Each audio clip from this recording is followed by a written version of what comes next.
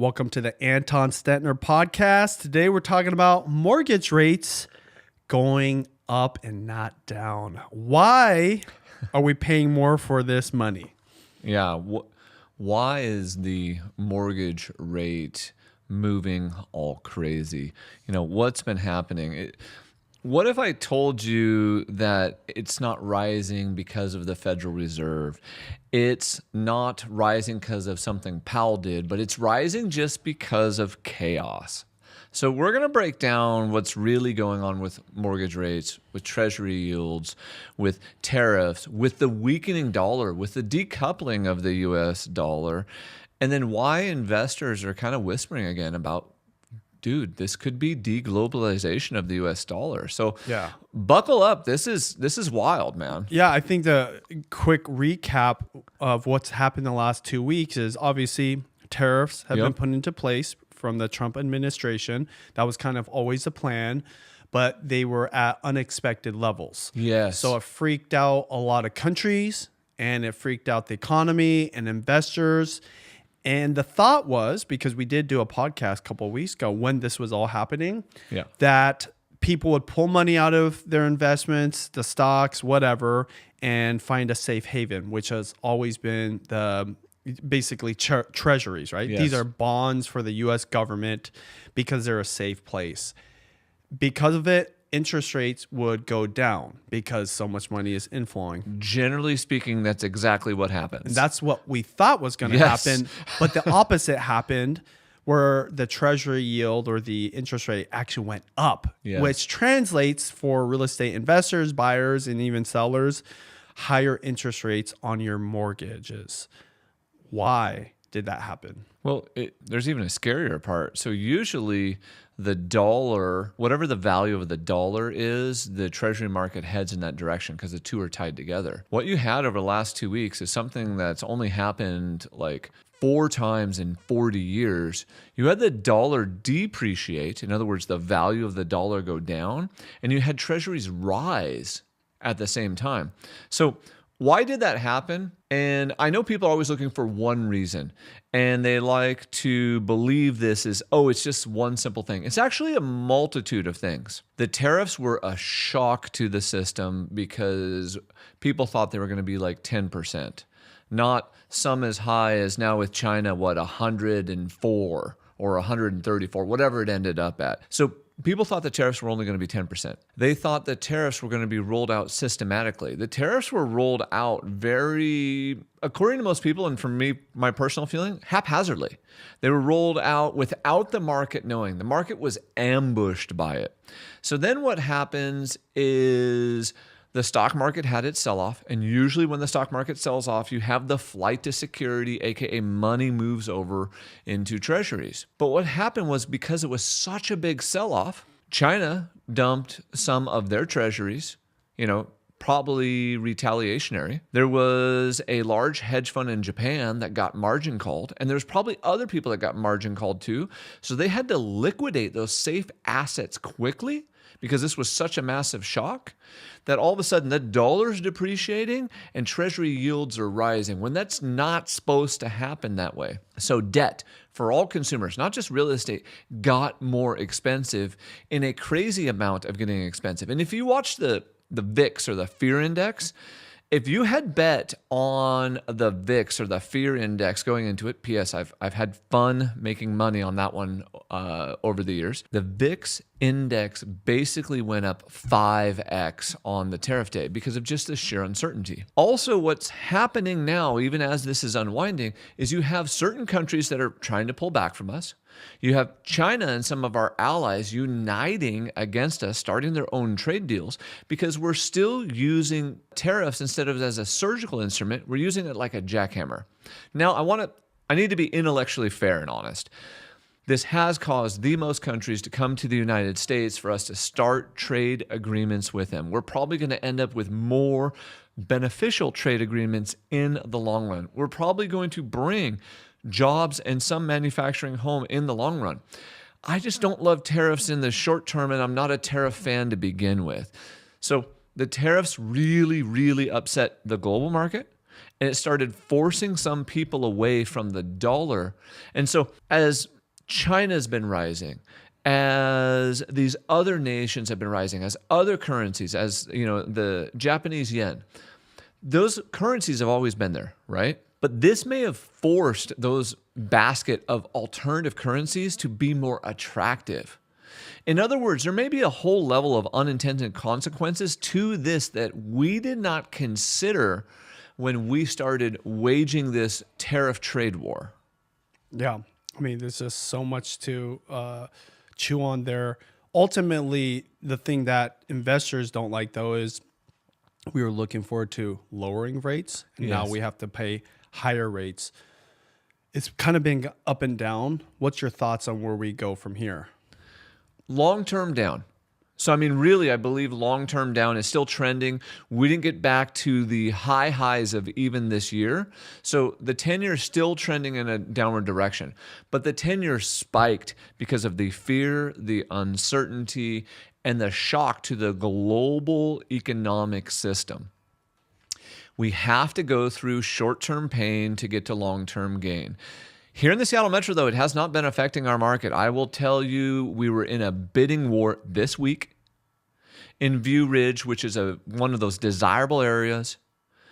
There were over 91 showings on the property. There were 9 offers. It sold for 25% above list price. All cash, everything waived. So yes, rates affect the market, but there are parts of it that it doesn't totally affect. What I'm kind of thinking, I want to give you an analogy. During COVID, we had the supply chain shock.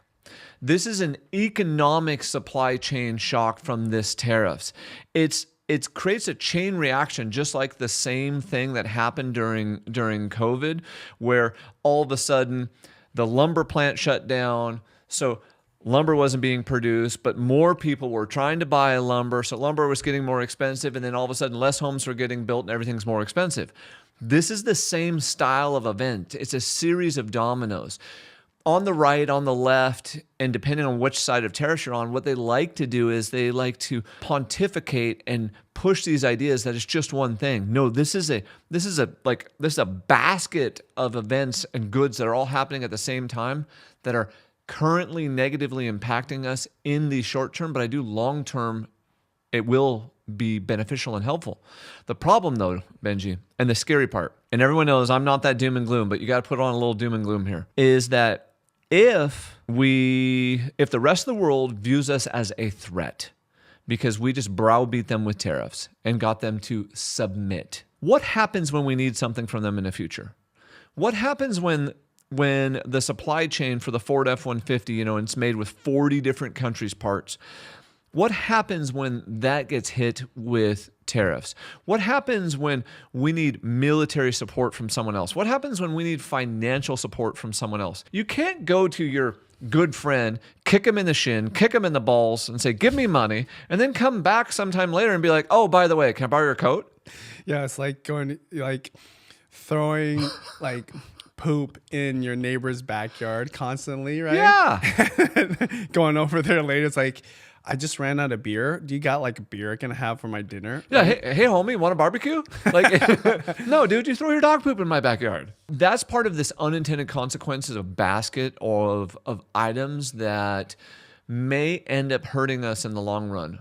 What is cool to see though, what I like seeing is you see NVIDIA is now like, oh, we're going to manufacture some of our chips here in the U.S. You've got people saying they're bringing foreign investment here. Now realize the Trump administration, they tout that as, oh, we're getting $800 billion all right now.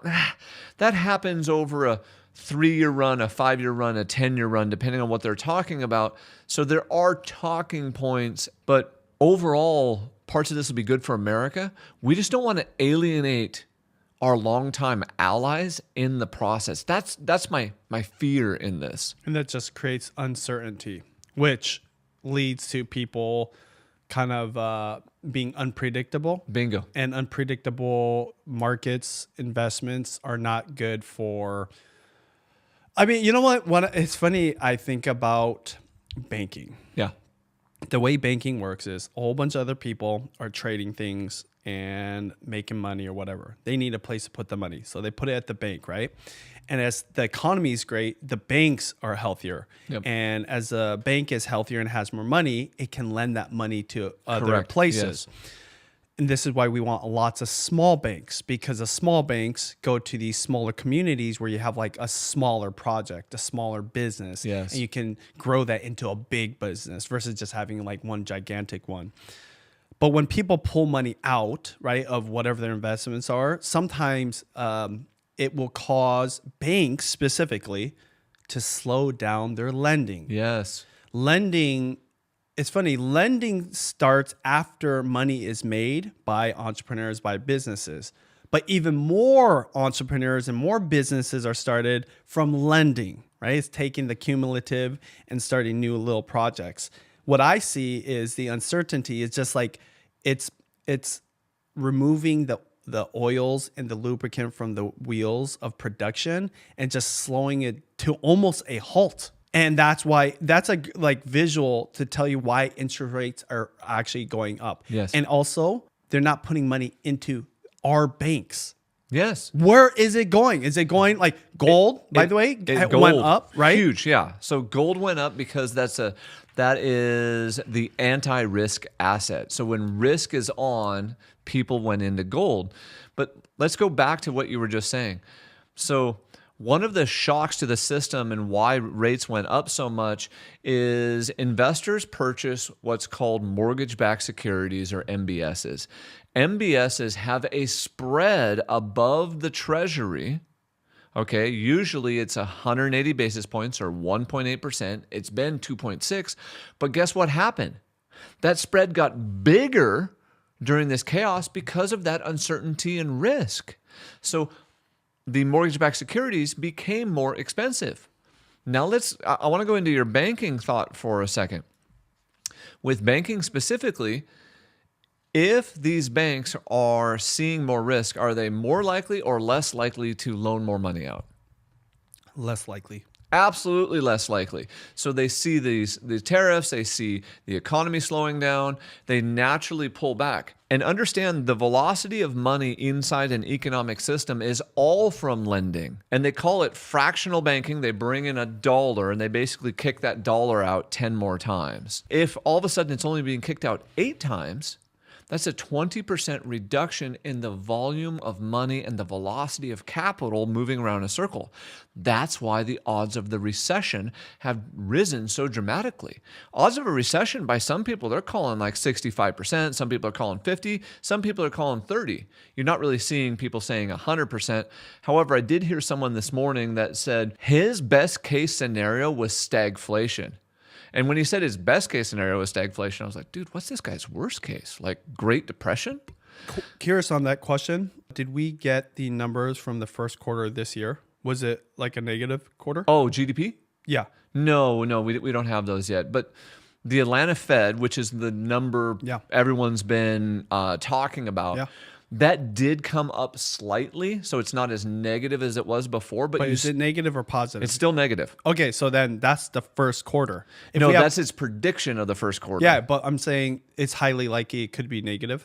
It's highly likely it could be negative. And then right if now. you have a followed up second quarter that's negative, that's technically a recession. That's 2 quarters is recession, but that's the economic definition for the Bureau of Labor Statistics to call it.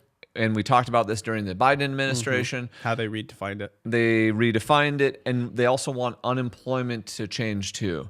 However, arguably, and I know consumers feel this, our subscribers feel this, our listeners feel this, we've already been in a recession for a while.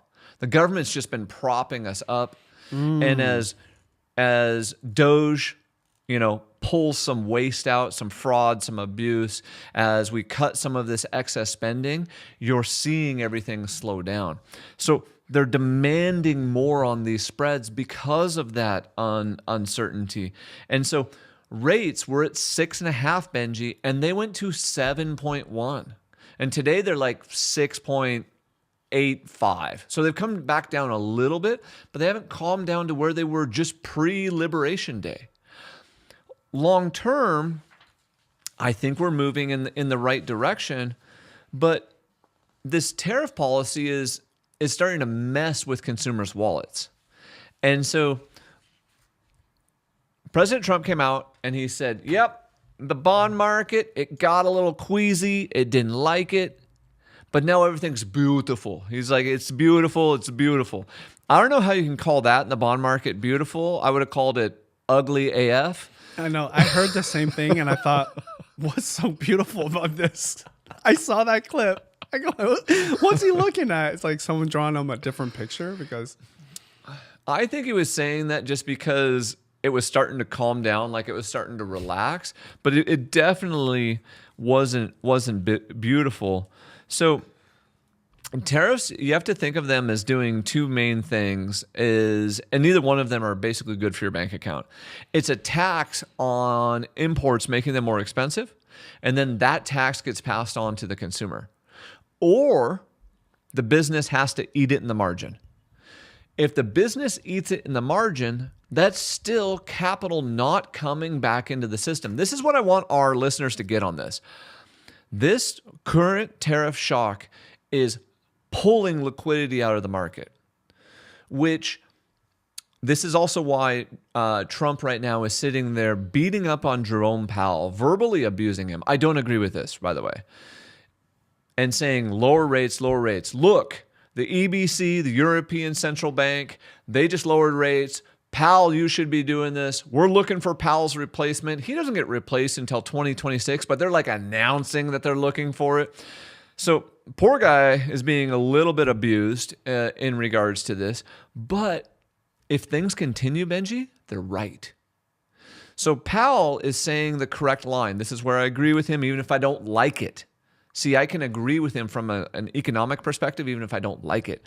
He's saying we have to wait based on the data to see where this takes us, which in my opinion is the correct process. We don't want this to turn into Arthur Burns when we had that second bout of inflation come out. Then we had to get Paul Volcker and he had to jack rates through the roof. Are we on this part?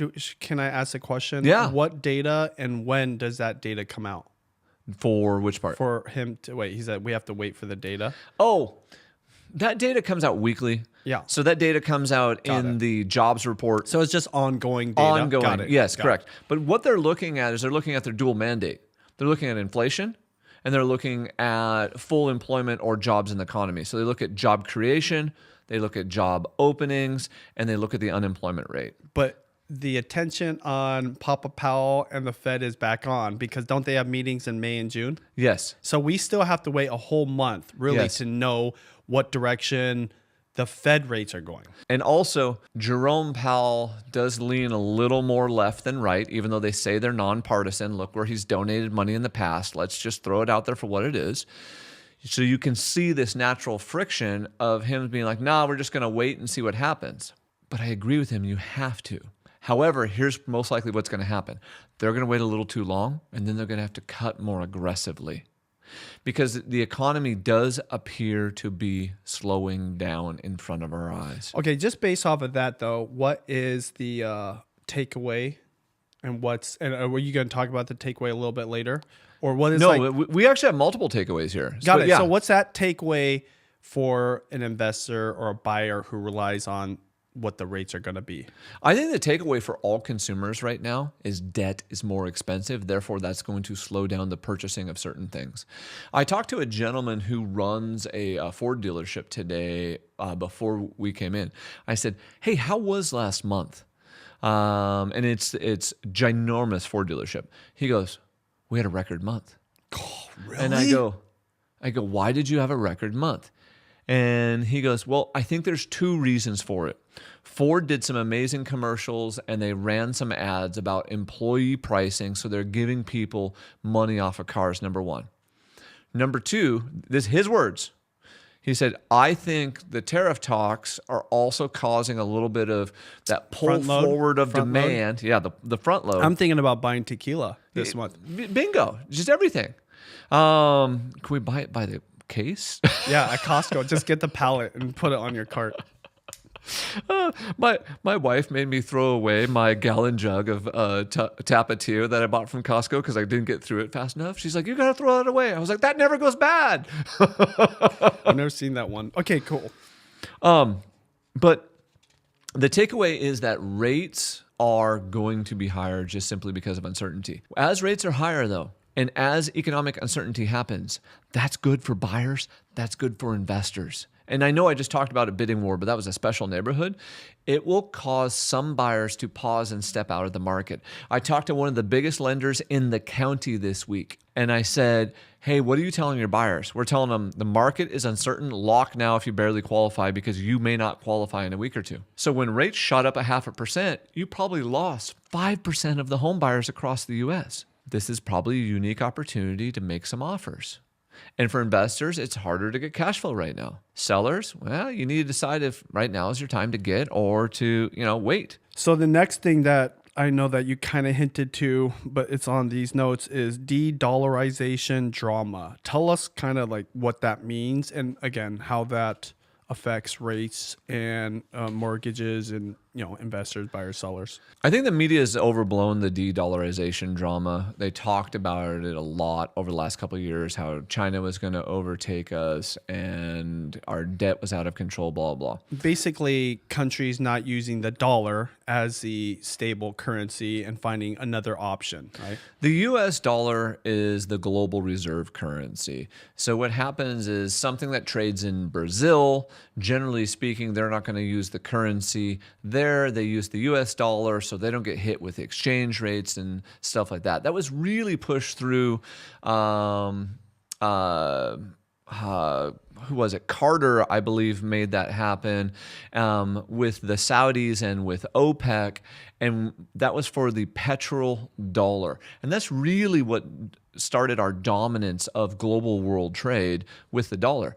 The problem, though, is when you bring in tariffs and geopolitical, and when you just went to your neighbor that you sometimes barbecue with and you kick them in the shin and say, give me money, you pay tariff. Now they look around and they go, well, maybe Russia's not that bad. Maybe China's not that bad. Maybe Brazil's not that bad. Maybe Japan's not that bad. They look at these other currencies and you can see the dollar over time is becoming less and less. And because our national debt is so high right now, this is one of the other reasons treasuries have come unhinged. We are spending too much, our debt's rising too much, and our fiscal house is not clean, and our politics is too messy. And that translates to countries going like, we might want to stay away from that. Like a good investor would. Bingo. When they see like a bad bank with bad practices. They're just looking over and they go, you know what, there's drama. There's drama there in the U.S.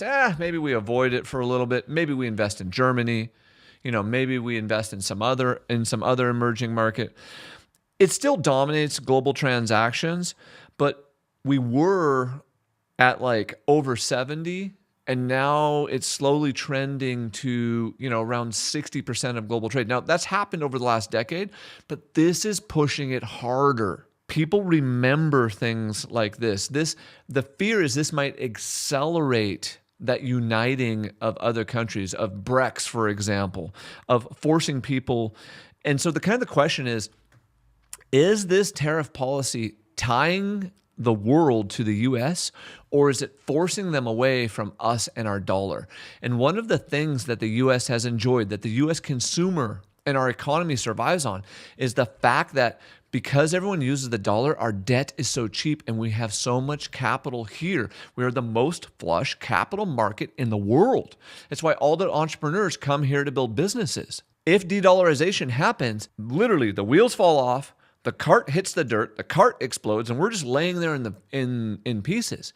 Will that happen instantly? No. But this is one of those catalysts that could be speeding it up. That is my fear here. And what happens to mortgages and rates at that point? You already saw what happens to mortgages. If deglobalization continues and people continue to put more money in other countries and they trust the U.S. less, all debt, which is mortgages, car loans, student loans, credit cards, is more expensive. Period. End of discussion. We have to get this right. We have to get this under control. We have to solve this trade war before it damages our friendships and our relationships. We have to solve the trade war with China because they make so many of our products. You got two idiots Okay, I'm just going to say it. You got two idiots standing on two sides of a fence. They're both throwing crap over the fence. They're both calling each other ugly. They're name calling. They're both using propaganda when neither one of them is fully right. Okay, do we have unfair trade deals with China? Absolutely. Are we probably going to get a better one out of this? Yes, but if we don't solve it quickly, our economy falls apart, and then our cheap debt that real estate and all industries rely on goes away. So this is bad. Like we got to solve this. Wow. Very, very rosy future forecast there. Okay. All right.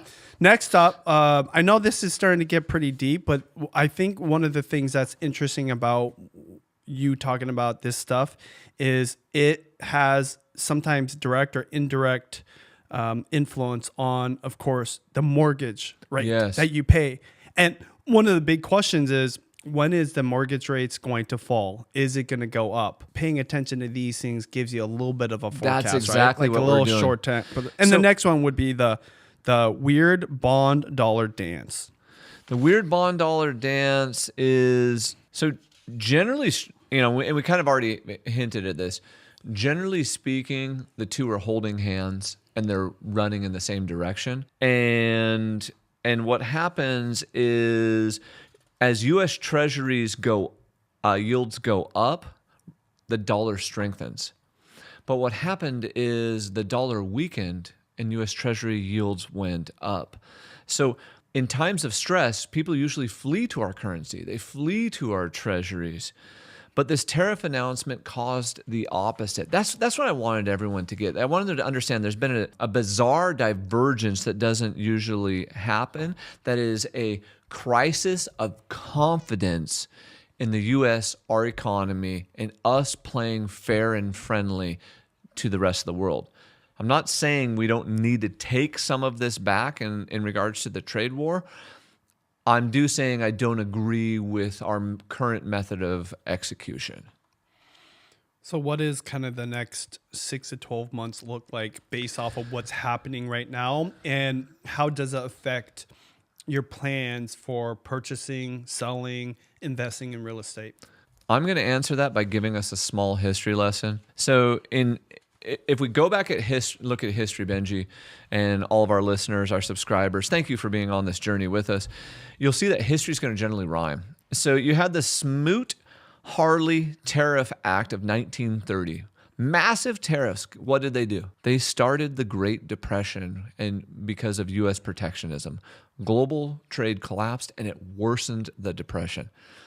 Well, that's not a good sign. Our tariffs today are not as high as these tariffs, but that happened. Well, let's go look at another time. In the 1970s, stagflation, super high inflation plus stagnant growth. Sounds kind of familiar.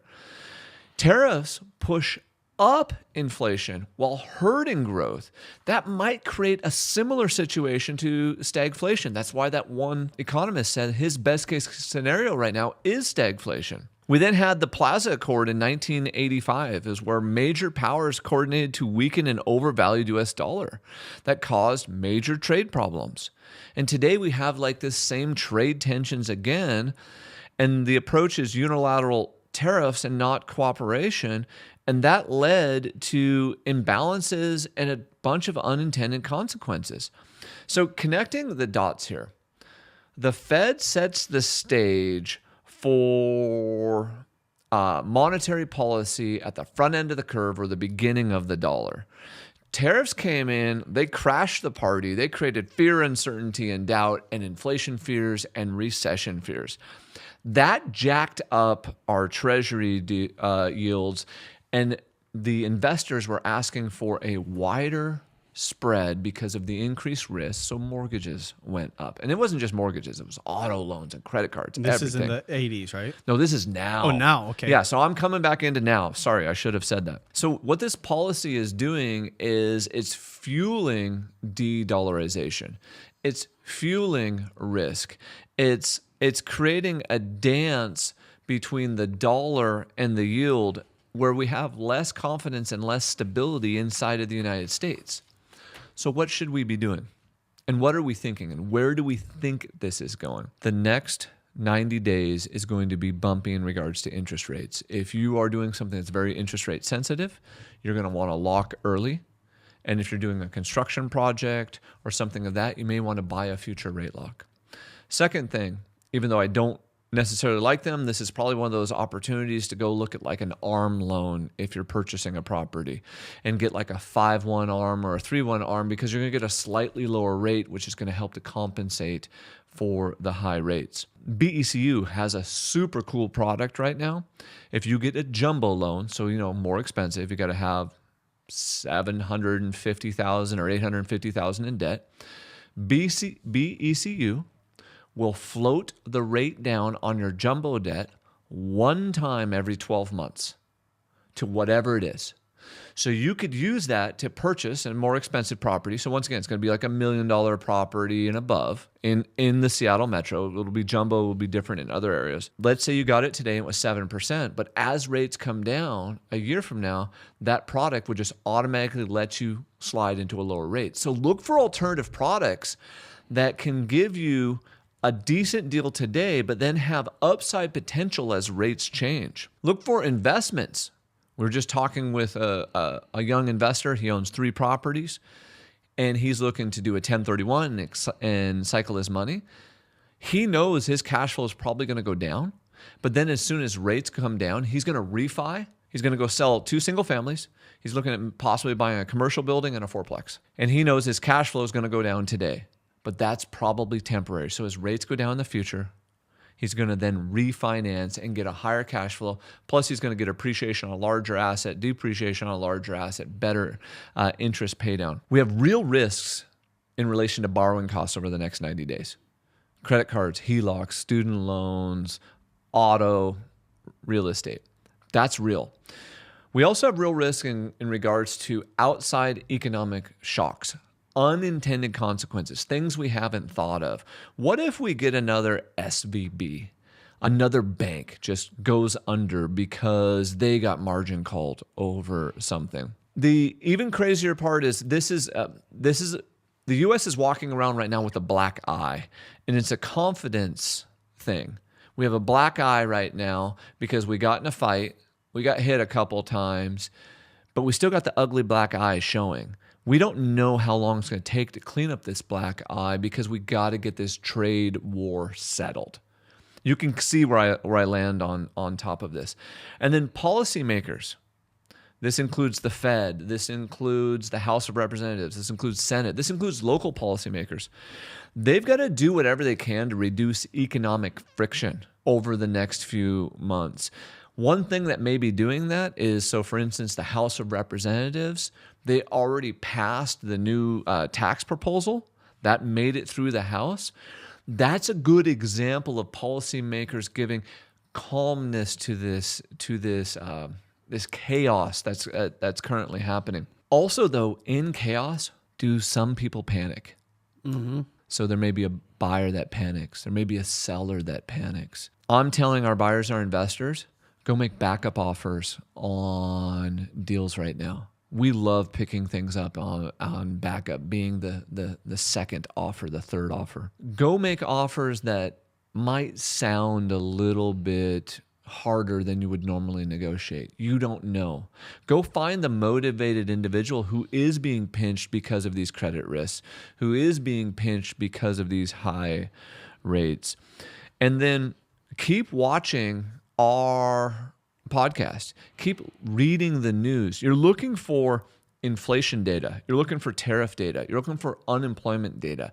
You're looking for consumer sentiment. We need to follow which way this is going, and that's always going to create opportunity. Now, 6 months from now, a year from now, I believe rates are still going to be in the low 6s to the upper 5s, but we've got massive volatility in front of us. I hope and pray that Trump and his advisors can solve this quickly. If they don't, we're headed something nasty, like a possible stagflation. Okay, that's like a 15% chance, but the recession odds are growing every day that the uncertainty continues with this. I do believe we have to go through some short-term pain, but as a home buyer or a real estate investor, that's an opportunity for you to be able to purchase at a discount. And so we're always here to help you play this game, to talk about finance, talk about real estate, talk about business, and understand where these capital flows are going and how these financial markets are influencing you and how this game is played. Stay sharp, hit that magic subscribe button, leave us any comments or questions below, and we'd love to chat with you about your specific situation, because location and specific situations will determine how you play based on what's happening on the field.